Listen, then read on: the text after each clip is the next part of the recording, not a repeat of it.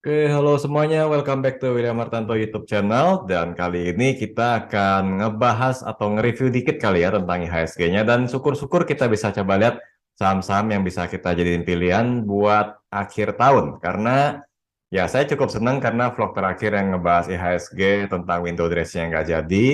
Ternyata di hari ini 27 Desember itu sudah berhasil terbukti ya mengalami penguatan walaupun memang nggak signifikan banget tapi ya menguat intinya menguat lah dan analisanya sendiri kalau Anda liatin terus di Outlook harian kami itu yang linknya ada di deskripsi video bawah mungkin juga udah tahu ya tiap hari kita juga meyakini HSG akan menguat cuman ya memang butuh waktu gitu kan misalnya kayak yang saya tulis di tanggal berapa ini? Saya ngedraftnya ambil dari investing.com karena mereka yang bantu backup ya. Mereka bantu sebarin juga.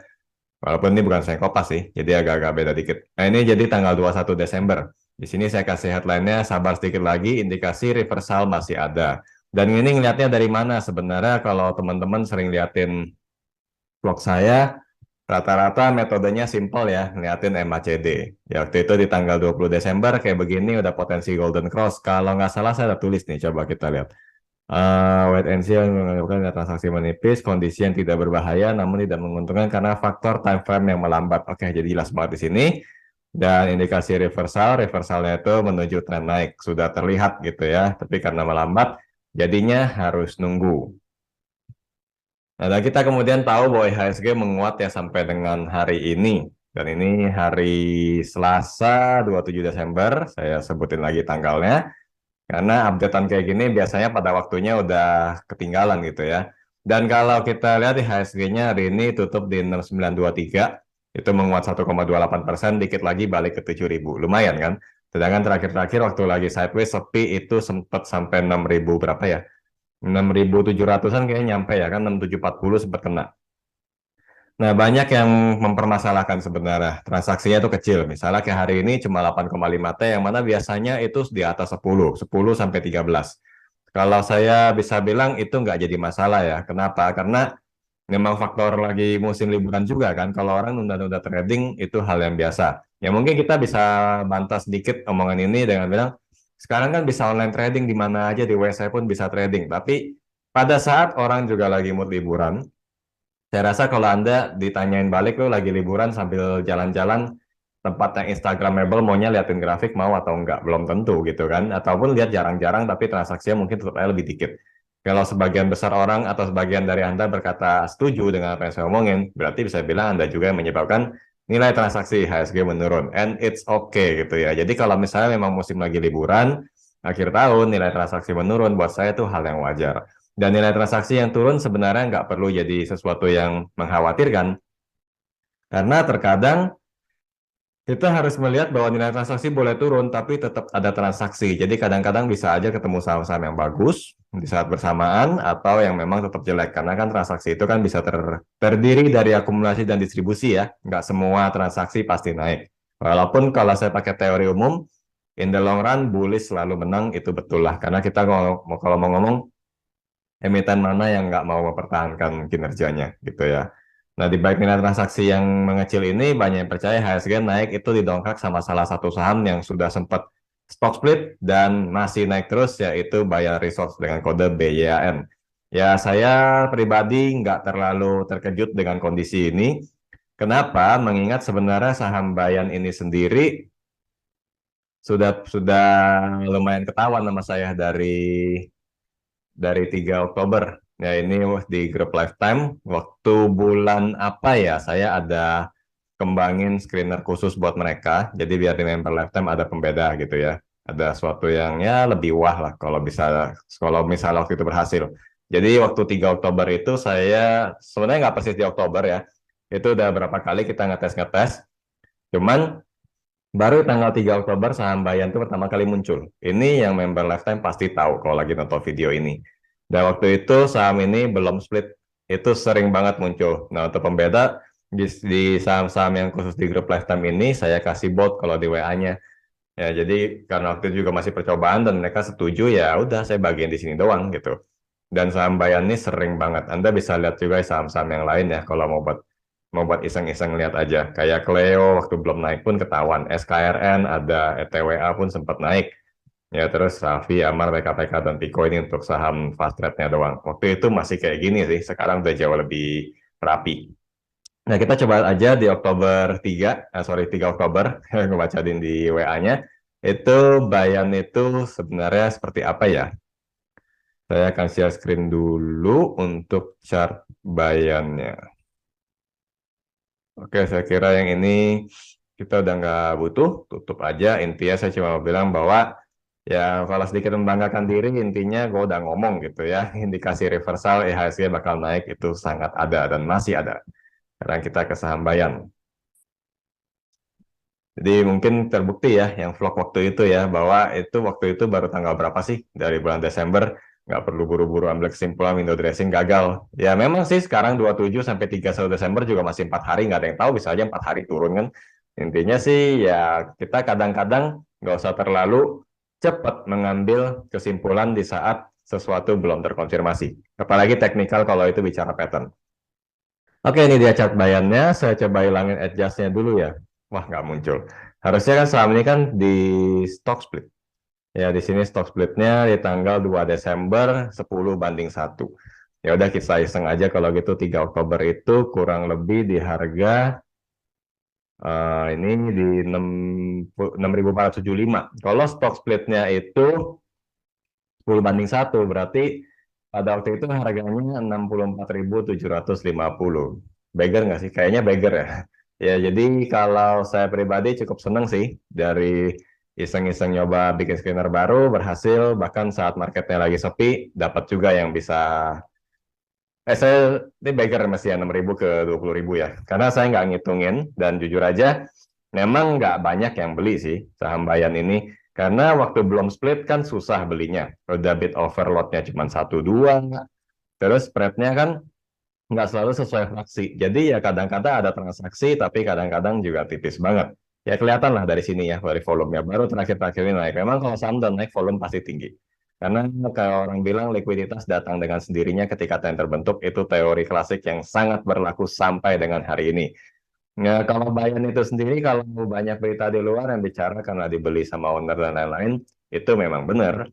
Karena akumulasinya itu yang di saat bersamaan terdeteksi juga. Walaupun sebenarnya saya bisa bilang kalau scanner itu tadi di tag ya 3 Oktober itu karena kita mengubah algoritma doang sehingga dapat gitu ya. Tapi kalau dicek historikalnya saya yakin udah dibelinya sih dari berapa tahun yang lalu. Ya itu sedikit bukti nyata bahwa kalau saham sudah diakumulasi itu masalah waktu yang akan diatur oleh yang akumulasi. Kita yang lagi jadi follower ya pilihannya mau ngikut atau mau ngambek aja. Kalau misalnya ngikut sabar-sabar aja sampai dia naikin harganya. Tapi kalau mau ngambek lama buang ya udah nggak apa-apa, pilihan lu juga kok. Toh nggak ada yang tahu kan pada saat udah lagi rally, lagi di markup gitu, buat trading malah lebih gampang, mungkin saat itu juga malah lebih cocok buat Anda. Jadi Bayan ini sekaligus mengedukasi teman-teman dan saya juga pastinya karena saya juga ya saya mau bilang saya juga masih belajar di market. Jadi intinya kita sama-sama belajar bahwa kalau saham memang lagi diakumulasi dan kita mau ngikutin, kita benar-benar harus dengan kesiapan untuk nunggu lama. Asumsinya udah nunggu lama karena kita nggak tahu duitnya akumulasi berapa gitu kan. Kalau dia mau cepat seminggu naik syukur, kalau mau yang setahun 2 tahun naik juga harus siap kalau kita memang sudah komit mau ikutin. Oke, sekarang bayannya udah kita bahas. Ya kalau ditanya masih lanjut naik atau enggak, mudah-mudahan. Tapi kalau volume spike-spike kayak gini biasanya sih ada profit taking, jadi ya hati-hati aja. Dan seperti biasa kalau saham udah liquid, Anda bisa pakai MA kok buat ngukur. Kayak gini kan tuh MA5-nya bertahan, MA20-nya bertahan. Syukur-syukur masih lanjut naik. Kalaupun misalnya ada koreksi sekitaran 20.000, saya pribadi bilang masih oke lah. Asalkan MA5-nya masih 20.000. Gitu ya. Jadi kalau udah, apa namanya, kalau tadi saham udah liquid, Anda pakai teknikal sudah match lah pada waktu itu. Oke, kita sekarang lanjut ke IHSG-nya. Sambil kita lihat-lihat kalau ada saham yang bisa kita lirik. Nah, berlanjut dari yang tadi kita bicarakan soal MACD, ya tanggal 20 Desember itu punya outlook. Tadinya kan belum Golden Cross, sekarang udah Golden Cross naik. Ya, good lah. Sejauh ini demand zone bertahan. Ini kan sebelumnya yang pernah saya bilang ada gap ya, di 6740. Tapi TradingView sampai sekarang nggak diberesin juga, jadi ya saya ukur-ukur dari 6740 kira-kira kalau turun lagi sampai berapa.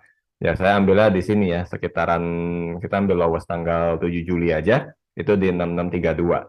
Jadi waktu itu pengukuran saya, kalau IHSG nggak tembus 6632, saya rasa itu belum bearish sama sekali. Ya, kalau kita ukur dari indikator Ganfeng-nya juga tahu sih sebenarnya. Tapi ini bukan Ganfeng buat harian sih, cuman saya ubah time frame aja.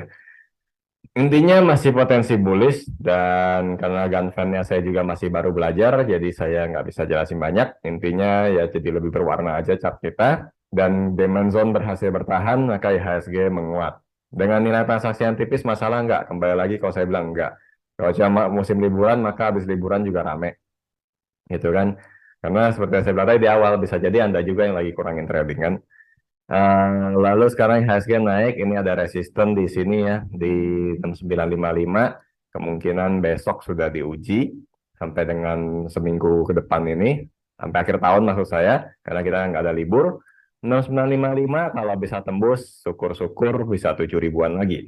Itu kalau bisa tutup di 7 ribu, orang bakal optimis banget kali ya, akhir tahun bisa balik ke 7 ribu. Nah, kalau saham-sahamnya apa ya? Kalau Bayan tadi sudah kita bahas, dan itu kalau jadi penggerak indeks syukur banget sih. Bagus banget lah, harus selalu ada satu yang akan menjaga indeks di saat bersamaan yang lain ngancurin. Karena memang bukan BBCA kan, ini aja ada bullish flag naik, confirm, balik lagi ke bawah. Ini sempat saya bahas di vlog sebelumnya. Jadi udah naik dan ngedrop. Sebenarnya kalau bukan gara-gara dulu ini ada yang turun nih, dengan saham-saham bank konvensional pada naik sampai all time high, mungkin sebenarnya IHSG target 7.000 ke atas, 7.200, 7.300 udah kena kali ya. Nah, ini sendiri kalau pakai MACD nurut ya dia ya, sudah golden cross, ada potensi penguatan. Technical rebound, kurang volume doang, tapi ya mudah-mudahan nggak ngerusak indeks lagi lah. Kita lanjut aja, karena saya nggak perlu bahas terlalu sering saham-saham yang kayak gini. Telkom. Telkom juga salah satu penggerak indeks. Jadi saya lagi lelen saham penggerak indeks dulu. Biasanya kan ada aja teman-teman yang kalau habis dari IHSG akan mau lihat saham-saham penggeraknya buat jadi pilihan.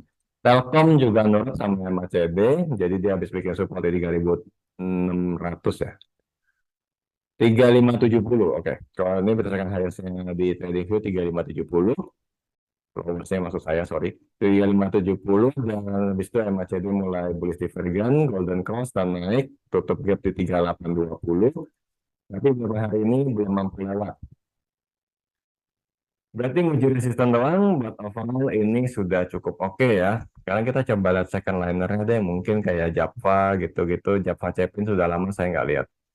Oke, kalau pakai Ganfeng pasti kelihatan ini masih turun. Menurut saya ya, masih belajar jadi nggak tahu. Kalau saya hapus, kalau saya hapus demi ngevlog ini sih bisa aja. Cuma nanti kalau saya gambar lagi kayaknya repot. Jadi saya fokus di sini aja. Teman-teman lihat saham Java dengan fokus di supply zone-nya aja.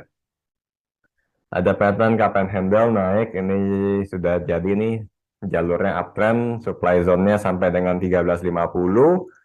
Kalau bisa tembus di sini bagus, tapi kurang volume menurut saya 1350 jadi target pertama nih kalau ada yang punya atau baru mau beli. Resisten di sini bisa profit taking.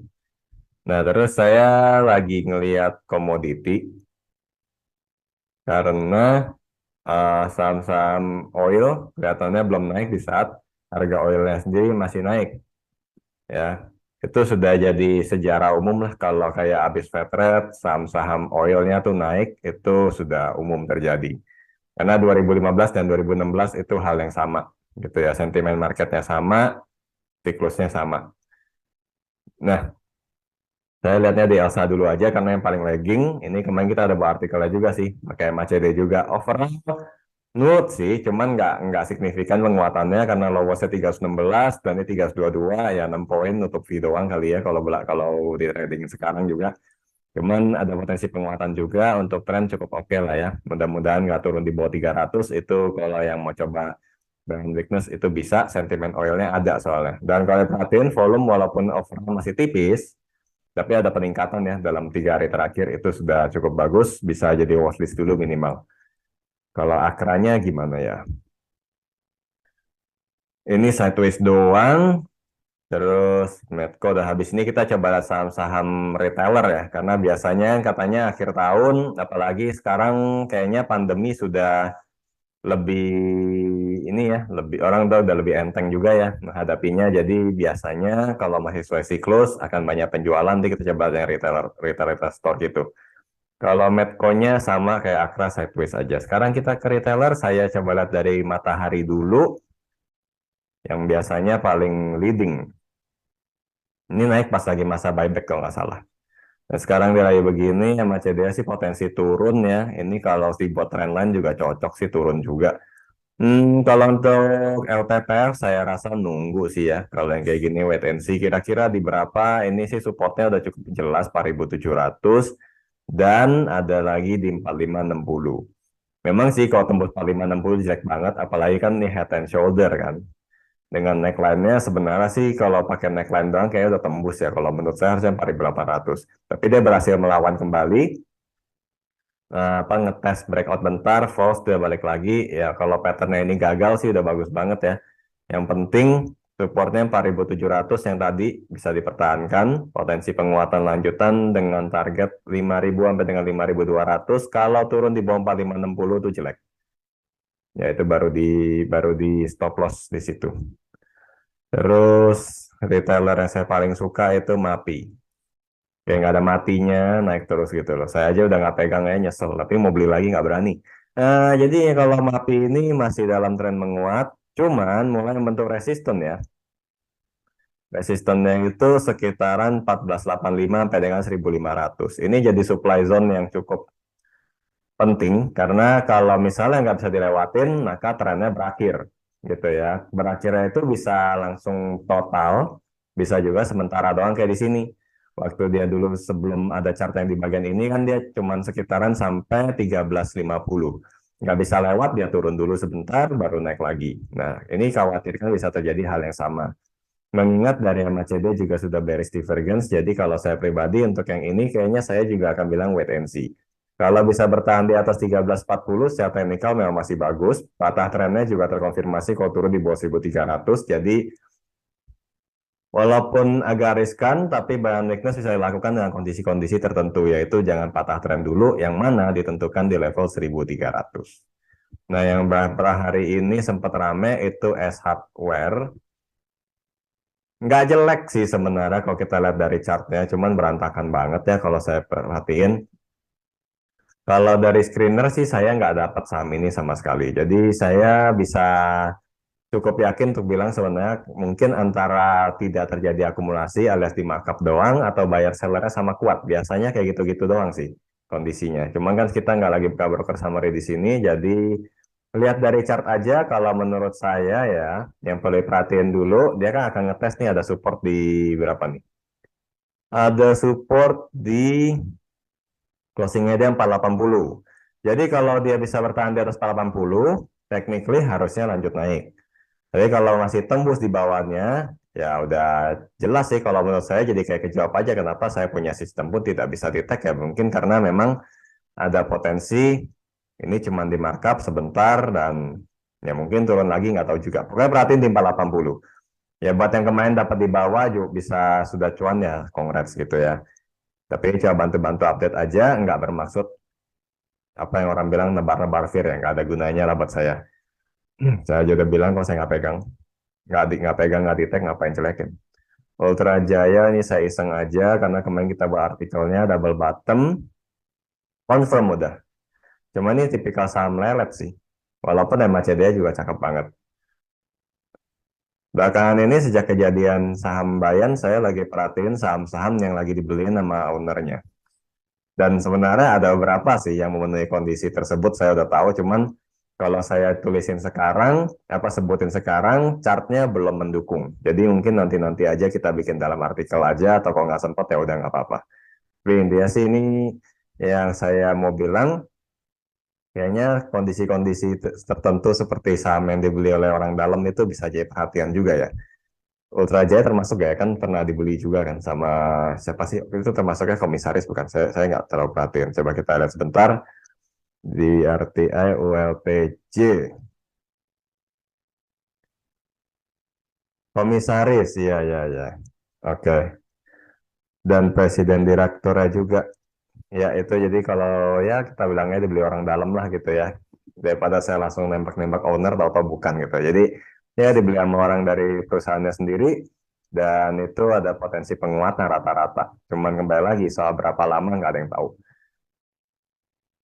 Ya kira-kira kayak gitu aja karena saya nggak lagi bisa bahas banyak. Kalau market lagi sepi, topik terlalu banyak itu juga jelek. Masalahnya cuma satu, time frame. Ya kalau misalnya marketnya masih sepi sampai akhir tahun, yang mana memang tinggal 4 hari lagi, tapi direkomendasikan dari sekarang, nunggu seminggu belum tentu semua orang suka. Ya, tapi kalau market udah lagi volatile banget, transaksi lagi tinggi, rekomend apa aja bisa benar. Itu adalah momen yang orang bilang pas lagi bullish, even apa ya, yang bisa make money monkey ya, saya lupa bahasa Inggrisnya apa, saya banyak peribahasa di market saya nggak terlalu ingetin. Cuman jadinya sekarang kita tahu bahwa IHSG-nya sudah dalam tren menguat dan walaupun ya transaksi sepi itu jangan sampai diabaikan karena sepi pun tetap ada transaksi. Jadi tetap ada yang bisa diperhatiin. Syukur-syukur Anda nemu yang bagus dan berakhir dengan porto yang bagus juga. Nah, untuk saham-saham tadi saya sebutin, walaupun secara teknikal kita udah analisa, jangan lupa disclaimer-nya Anda harus cek lagi. Kalau misalnya mau ikutan pun, pastiin Anda juga sudah memiliki sudut pandang yang sama. Jadi kalau saya bilang bagus, Anda tapi bilang jelek, ya jangan dibeli. Tapi kalau saya bilang bagus, Anda merasa juga bagus, sudah cek lagi, silakan siapa tahu sama-sama hasilnya bagus. Gitu. Pastinya memang akan ada yang saya beli juga dari salah satu saham-saham yang saya sebut tadi. Cuman biar tidak herding behavior, mendingan tidak disebut gitu ya. Nah, kalau soal membership dan lain-lain, semua itu linknya ada di description, tinggal diklik aja, bisa dibaca-baca dulu buat yang tertarik. Karena saya lihat beberapa waktu terakhir, lumayan banyak sih yang nanyain. Ya, jadi kalau memang mau tahu, itu tinggal klik aja link di deskripsi di video ini. Oke, kira-kira gitu aja. Semoga market semakin bagus sampai tahun depan kalau bisa. Jadi kita semua bisa bikin cuan lebih banyak lagi dan saya juga dapat kesempatan nge-vlog lebih banyak lagi buat stock pick. Oke, dan ketemu lagi pada vlog selanjutnya and see you again.